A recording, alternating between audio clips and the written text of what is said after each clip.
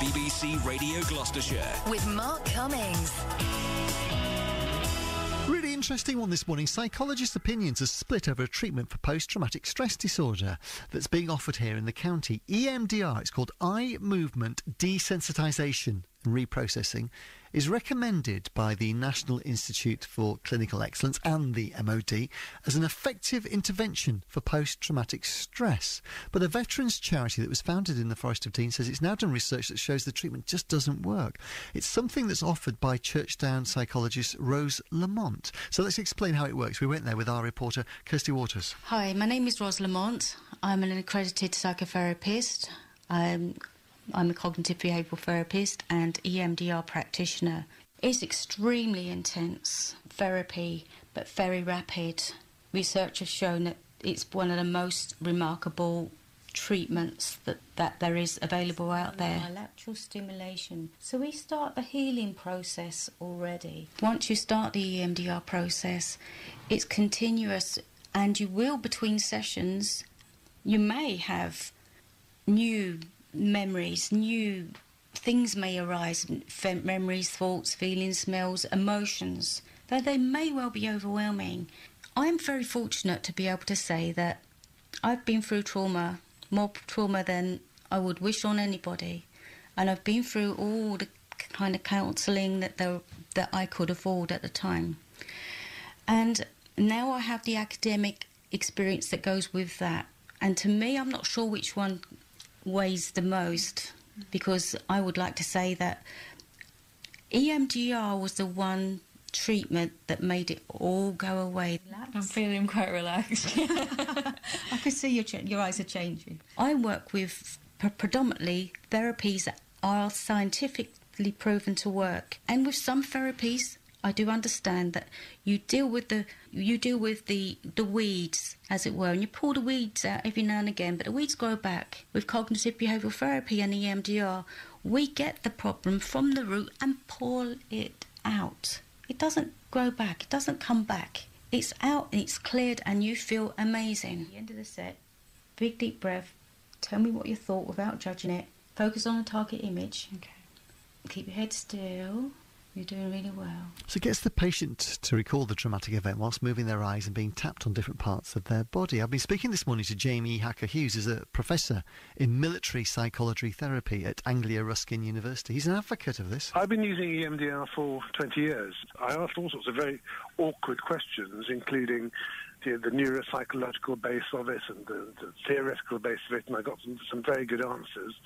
And then started using it myself, having been a complete skeptic, to amazing results. Not with everybody at all, but there have been several patients where one treatment session of EMDR, just one, has been enough to resolve really complicated and deep-seated problems. Well, Dennis Carlton is an external psychologist with the charity Talking to Minds, which of course was set up in the Forest of Dean, researching it, and he's not that sure he believes it works. It's with me now. Hi, Dennis. Hi, good morning, Mark. How are you? Yeah, I'm good. Isn't it just the case that it'll work for some and won't work for others? Or are you absolutely emphatic that it just doesn't work? Well, going off research, which was mainly done in America, they used randomised clinical trials, and they found that people with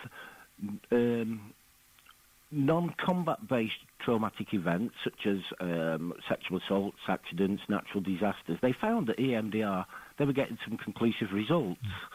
But anybody with combat related trauma, they were getting no results whatsoever.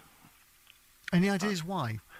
Well, there's been there's quite a lot of experts in the world now looking at this, saying that there must be a difference in a combat-related trauma and a civilian one, a one-off one, an accident or a natural disaster or something like that, which could be down to emotion or something like that.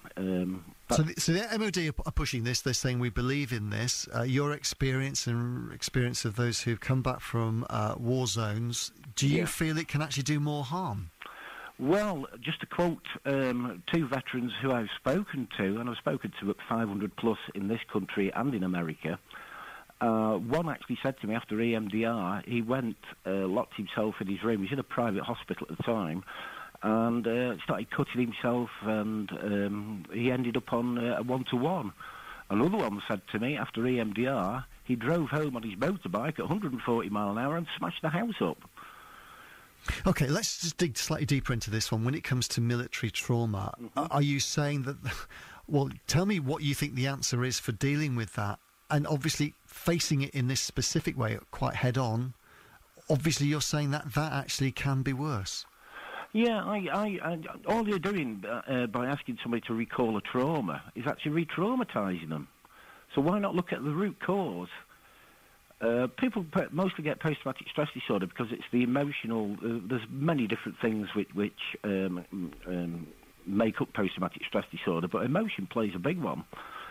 Now, if you go back and look at the first emotion that caused this and deal with that, talking to minds are getting fantastic results that where they've had 600-700 people through now, I think, and, you know, they've got 96-97% rate where people have not got post-traumatic stress disorder anymore.